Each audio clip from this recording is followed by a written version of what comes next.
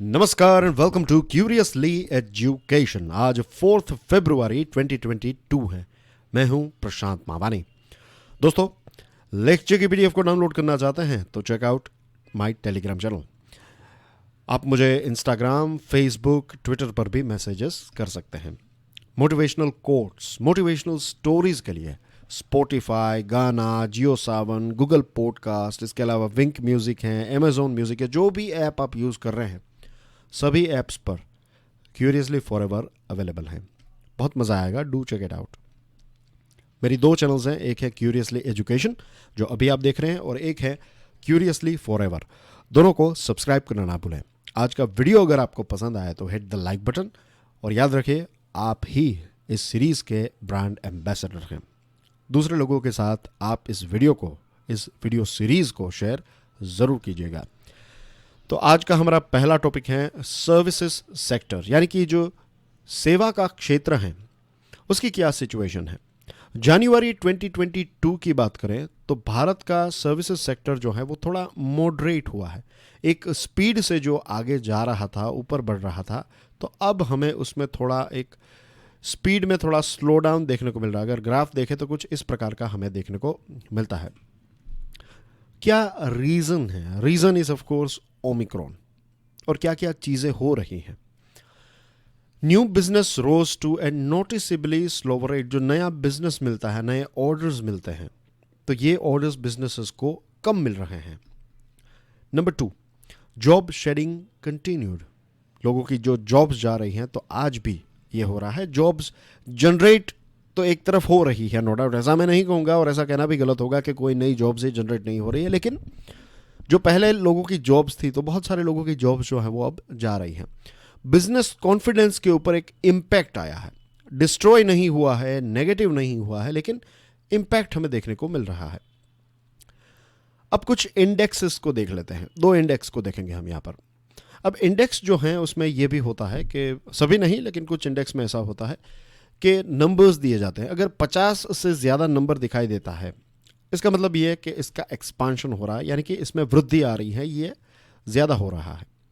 और 50 से अगर कम नंबर जा रहा है, इसका मतलब ये है कि ये कॉन्ट्रैक्शन हो रहा है या फिर सिकुड़ रहा है। तो सेवा का जो क्षेत्र है उसका एक इंडेक्स है India services business activity index. ये दिसंबर में 55.5 था, जनवरी में हो गया है 51.5। तो जो मैंने आपको बताया कि 50 के नज़दीक आने लगा है, पहले 50 से दूर जा रहा था तो that was a good sign. अब 50 से नज़दीक आ रहा है तो that is a bad sign. इसका मतलब है कि स्पीड जो है वो कम हुई है। ओमिक्रॉन तो रीज़न है ही। ओमिक्रॉन की वजह से कई जगहों पर जाने की मनाही है। रात को 10 बजे के बाद बड़े बड़े शहरों में कर्फ्यू लगाए जाते हैं, तो इसकी वजह से भी बिजनेस जो है उसमें एक इम्पैक्ट देखने को मिली है। इसी के साथ साथ इन्फ्लेशनरी प्रेशर, राइट, इन्फ्लेशन जो है उसकी वजह से भी ये चीज़ें देखने को मिल रही हैं। अब एक बहुत ही इकोनॉमिक्स का एक बहुत ही बेसिक एक फॉर्मूला है या फिर एक रूल है कि जब चीज़ों के दाम बढ़ते हैं तो उसकी डिमांड जो है वो थोड़ी कम हो जाती है। इसका सबसे बेस्ट एग्जांपल जो मुझे लगता है दैट इज़ फ्यूल, पेट्रोल। अगर पेट्रोल की प्राइस लेट्स से 50 रुपये होती तो आप अपने मोटरसाइकिल में या फिर कार में फुल टैंक करवाते। क्यों? क्योंकि पेट्रोल की प्राइस जो है वो कम है। 50 रुपये इज़ कम। भारत की बात करें तो वैसे 50 भी ज़्यादा है, लेकिन अभी तक हमने जो पे किया है उसके मुकाबले 50 जो है वो नियरली 50% कम है। लेकिन जब फ्यूल की प्राइस 100 हो जाती है तो हम क्या करते हैं, जितना चाहिए उतना ही डलवाते हैं। वीक में अगर हमें 200 रुपये का पेट्रोल चाहिए तो हम 200 रुपये का ही डलवाएंगे। 400 का चाहिए तो 400 का ही डलवाएंगे। अब कार की जो टैंक है वो अगर रोज़ ट्रैवलिंग कर रहे हैं तो अलग बात है, वरना कभी कभी ट्रैवलिंग कर रहे हैं तो आप फुल टैंक नहीं करवाएंगे। क्यों? क्योंकि प्राइस इंक्रीज़ हो गई है। तो ये एक सबसे बेस्ट एग्जाम्पल मुझे लगता है। ये किसी भी चीज़ पर आप इसको अप्लाई कर सकते हैं। The rate of input cost inflation surged to its highest in over 10 years. Input cost inflation. Input cost यानी कि क्या है? आप कोई भी सामान बनाते हैं तो उसकी 3 प्रोसेस होती हैं। एक तो है इनपुट, एक है प्रोसेस और एक है आपका आउटपुट। इकोनॉमिक्स के साथ साथ हम मैनेजमेंट भी सीख रहे हैं। तो आपका रॉ मटेरियल सारी चीज़ें आपने फैक्ट्री तक पहुंचा दी, तो ये आपका हो गया इनपुट। फिर आप उसके ऊपर कुछ प्रोसेस करेंगे, किसी मशीन में डालेंगे और मशीन में से जो फाइनल प्रोडक्ट आएगा वो हो जाएगा आपका आउटपुट। अगर आप 10 रुपये की चीज़ लेते थे और प्रोसेस का खर्चा लेते से 1 रुपया है, तो आपका फाइनल प्रोडक्ट कितने में हो गया? 11 रुपये में। और फिर मार्केट में आप 15 रुपये में इसको बेच रहे हैं, क्योंकि दूसरे लोग भी 15 रुपये में बेच रहे हैं, तो 15 से ज़्यादा नहीं कर सकते आप। लेकिन अब अगर ये 10 रुपये की आइटम जो है अब 12 रुपये की हो गई, तो आपका 1 रुपया तो जो लग रहा है वही लगेगा, और फाइनल प्रोडक्ट होगा 13 रुपये में। 15 में ही बेचना है, तो प्रॉफिट जो है वो क्या हुआ? कम हो गया ना, क्योंकि आपके इनपुट कॉस्ट जो है वो इंक्रीज़ हो गया। कई बार ऐसा भी होता है कि इनपुट कॉस्ट जब बढ़ जाता है तो फिर आपको प्राइस भी इंक्रीज़ करनी पड़ती है। तो जब प्राइस इंक्रीज़ होती है तो फिर से वो पेट्रोल वाला जो एग्जांपल है वो एप्लीकेशन में आ जाता है। बिजनेस सेंटिमेंट पॉजिटिव है, तो ये एक अच्छी बात है। अब एक दूसरा जो इंडेक्स है PMI जिसको कहते हैं।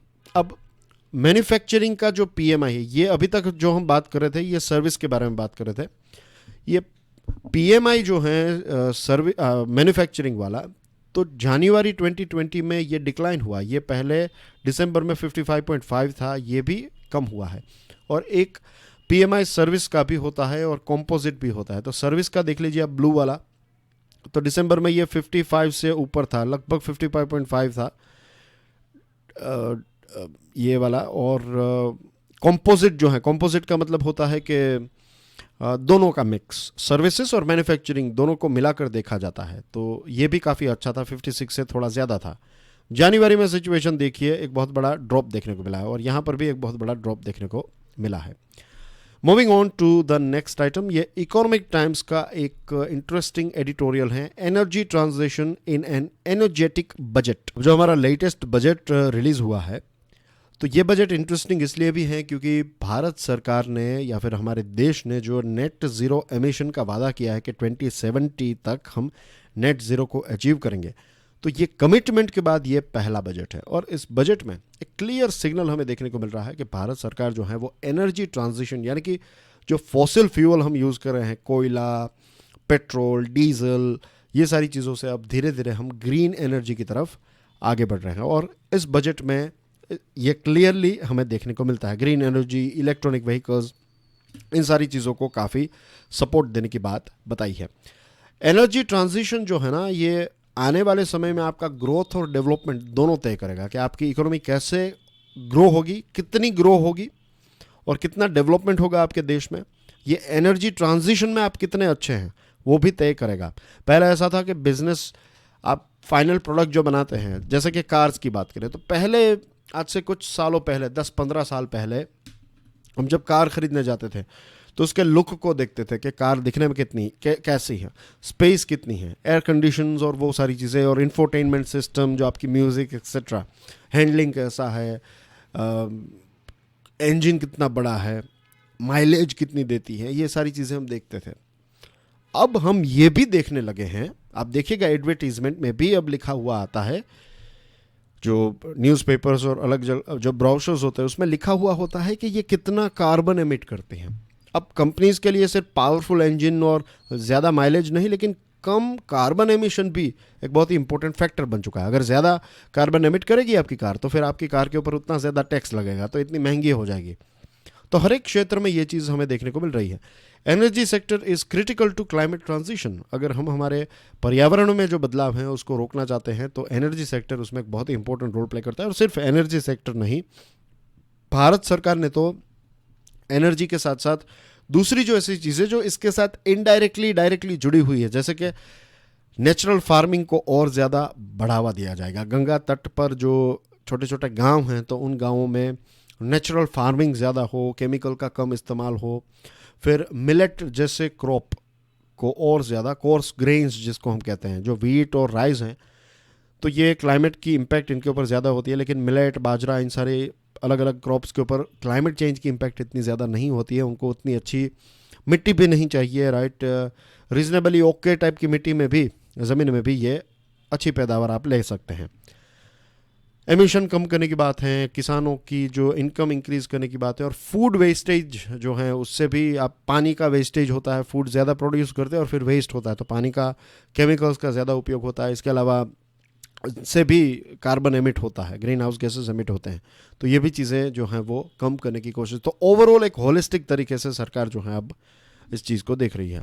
दो currently not a major contributor, India's mobility and logistics needs grow, emissions in this sector will also rise.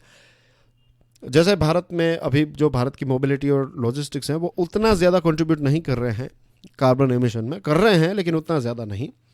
लेकिन जैसे जैसे हमारी डिमांड इंक्रीज़ होगी, ज़्यादा व्हीकल्स का इस्तेमाल करेंगे, वैसे वैसे कार्बन एमिशन भी ज़्यादा होगा। तो हमें इस पर अभी से काम कर देना, स्टार्ट कर देना चाहिए, और भारत सरकार ने शायद वही किया है। इसमें पीएम गति शक्ति प्लान जो है बहुत ही इंपॉर्टेंट रोल प्ले करेगा। इसमें इलेक्ट्रॉनिक व्हीकल्स, बैटरी स्वैपिंग, फिर पब्लिक ट्रांसपोर्ट जो अर्बन सेंटर्स में उसको क्रिएट करने की बात है, क्रिएटिंग ज़ीरो एमिशन जोन्स, तो ये सारी चीज़ें हैं। और इसी के साथ साथ ग्रीन जॉब्स जनरेट की जाएगी, सोलर सेल्स और मॉड्यूल्स, बैटरीज बनाने के क्षेत्र को सरकार ने प्रोडक्शन लिंक्ड इंसेंटिव स्कीम्स का बूस्ट देने की बात बताई है। और इसी के साथ साथ जो ग्रीन एनर्जी है और क्लीन मोबिलिटी सिस्टम है, इसको एक सनराइज सेक्टर के तौर पर भी सरकार ने आइडेंटिफाई किया है कि ये उभरते हुए क्षेत्र हैं और ये सारे ग्रीन क्षेत्र हैं। The decision to issue sovereign green bonds for public sector infrastructure projects will help shift investments by helping private players step into a deeper green bond market. Green sovereign green bonds जो हैं, तो ये जो fund होगा तो इन fund का इस्तेमाल ऐसे पब्लिक सेक्टर इंफ्रास्ट्रक्चर प्रोजेक्ट्स में इस्तेमाल किया जाएगा। तो बजट 2020 जो है ये एक 2022 जो है ये एक फर्स्ट स्टेप है, आप कह सकते हैं। इसके लिए जो कंप्लीट ट्रांजिशन है उसके लिए हमें कुछ $10 ट्रिलियन की आवश्यकता है। ये बहुत बड़ी अमाउंट है, लेकिन एक पहला जो कदम है वो सही कदम है। And budget 2022 you can say as a first step after ये जो कमिटमेंट है नेट ज़ीरो एमिशन का, उसके बाद का ये पहला बड़ा भारत सरकार की तरफ से एक स्टेप है। चिप क्राइसिस, सेमीकंडक्टर चिप जिसको कहते हैं, दुनिया की सबसे बड़ी चिप प्रोड्यूसिंग कंपनी जो है उसका लोगो आपकी स्क्रीन के ऊपर ये, इसका नाम है TSMC, यानी कि Taiwan semiconductor manufacturing company. T stands for Taiwan, S for semiconductor manufacturing company. Boss नाम की एक कंपनी, आपने नाम सुना होगा, जर्मनी की कंपनी है। और इस जर्मनी की कंपनी में जर्मनी की कंपनी ने भारत में 100 साल पूरा किया। तो इसी मौके पर बात करते हुए जो इस कंपनी के हेड हैं उन्होंने ये बताया कि जो सेमीकंडक्टर सप्लाई की जो क्राइसिस है, इस क्राइसिस की वजह से आपको याद होगा बहुत सारी कार बनाने वाली, व्हीकल्स बनाने वाली कंपनी जो हैं उनका प्रोडक्शन रुक गया था। और कई कार्स में ऐसा हो रहा था, अब सारी कार्स में जो इंफोटेनमेंट सिस्टम आती है, डिस्प्ले स्क्रीन आती हैं, और आपका जो जो मीटर्स हैं आपके, ओडोमीटर्स जिसको हम कहते हैं, तो ये सारी चीज़ें भी डिजिटल होती हैं। तो कई कार्स ऐसी थी कि आप कार लेकर जाइए, बाकी बाद में आपको ये इंफोटेनमेंट सिस्टम और बाद में हम फिट कर देंगे, क्योंकि चिप नहीं थी कंपनीज के पास। और बहुत सारी कार्स तो दे भी नहीं सकते थे क्योंकि उनका इंजन भी चिप पर चल रहा होता है। चिप जो है वो सेंसर जिसको हम कहते हैं, तो वो डेटा कलेक्ट करता है, उसको लगता है कि अगर कुछ गलत है इंजन में तो फिर गाड़ी बंद हो जाती है, ये वो। तो एक छोटी सी चिप, लेकिन ये चिप किसी प्रोडक्ट के दिमाग की तरह है, अगर वो नहीं है तो बाकी सारी चीज़ें हैं तो ये काम नहीं करेगा। तो ऑटोमोटिव सेक्टर के ऊपर बहुत बड़ी इम्पैक्ट आई। और बॉस कंपनी का कहना यह है कि पहले जो क्राइसिस थी उतनी ज़्यादा शॉर्टेज अब तो नहीं है, लेकिन अभी भी ये शॉर्टेज ख़त्म नहीं हुई है। और इसी के साथ साथ जो होम अप्लाइंसेस, हमारे वॉशिंग मशीन, आपका टेलीविज़न, आपका मोबाइल फ़ोन, इसके अलावा भी अलग अलग प्रोडक्ट्स, कंज्यूमर इलेक्ट्रॉनिक्स, ये सारी चीज़ों की जो प्रोडक्शन है उसके ऊपर इम्पैक्ट देखने को मिली थी। ताइवान से लेकर यूरोप के बहुत सारे देश, जिसमें भारत भी आ गया, तो अब सारे देशों ने अपनी चिप मैन्युफैक्चरिंग कैपेसिटी को इंक्रीज़ करने की बात बताई थी लास्ट ईयर, लेकिन अभी प्रोडक्शन स्टार्ट होने में लगभग 1 साल लग जाएगा। तो अभी भी ये क्राइसिस जो है वो टोटली ख़त्म नहीं हुआ है। Moving on to next item, FMCG market. As we know, इससे पहले कि हमारे डिस्कशन में हमने डिस्कस किया था कि FMCG is a big market और फास्ट मूविंग कंज्यूमर गुड्स जो कहते हैं हमने हिंदुस्तान यूनिलीवर वाला एग्जांपल भी डिस्कस किया था। तो FMCG की जो मार्केट है ये जनवरी में 10% इंक्रीज़ हुई, एक्सपांड हुई है, which is a good thing. Third wave के बावजूद भी कंजम्पशन जो है डेली एसेंशियल्स और ग्रोसरी का वो एक्सपांड हुआ है, ऐसा बिजोम का कहना है। उनका डेटा जो है वो ये इंडिकेट करता है। टेलीविज़न, रेफ्रिजरेटर्स, स्मार्टफोन्स, ये सारी चीज़ों का सेल जो है वो डबल डिजिट में नज़र आ रहा है, which is a good thing. और ओमिक्रॉन जो है उसकी इम्पैक्ट ना के बराबर हुई है एफएमसीजी की बात करें तो। January is traditionally a lean period for food products and it comes soon after the festive season. दोस्तों इकोनॉमी जब आप समझते हैं ना तो आपको ये भी समझना है कि फेस्टिवल्स एक प्रकार के बूस्टर की तरह होते हैं कि इकोनॉमी थोड़ी सुस्त हो गई है, इतना कोई हाइप नहीं है मार्केट में, एक त्यौहार आ जाएगा, त्यौहार आएगा और लोग खाने पीने की चीज़ें खरीदने के लिए जाएंगे, कपड़े खरीदेंगे, सोना खरीदेंगे, कार खरीदेंगे, अच्छे अच्छे मुहूर्त आ रहे हैं तो बंगला खरीदेंगे, कितनी सारी चीज़ें, एक्टिविटी जो है वो इंक्रीज़ हो जाएगी। फिर जब फेस्टिव सीज़न ख़त्म होता है, जैसे कि क्रिसमस है, तो क्रिसमस के बाद न्यू ईयर और उसके बाद फिर फेस्टिव सीज़न में एक ड्रॉप देखने को मिलता है। तो जनवरी जो है वो लीन पीरियड होता है, इतना कोई हिट पीरियड नहीं होता है।